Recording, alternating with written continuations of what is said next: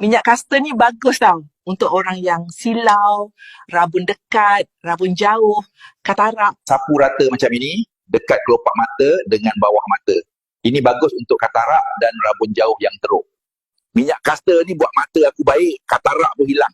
Jangan lambat sampai mata tak nampak baru nak pakai, dah terlambat. Boleh dapatkan 3 botol castor oil dan 3 air freshener. Ya, salam sahabat. Hari ni kita nak review kita punya castor oil. So, dia pekat dan ikat castor oil kita. So, apa kebaikan castor oil kita ni? So, 1001 kebaikan daripada 100% cold press.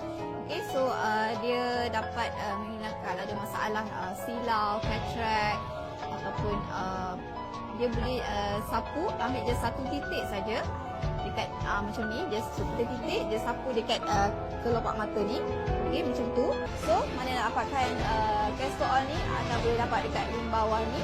Fi amanillah. Ya salam.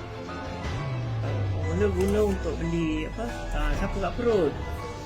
Sebab nak senang melawaskan tu, membuang tu.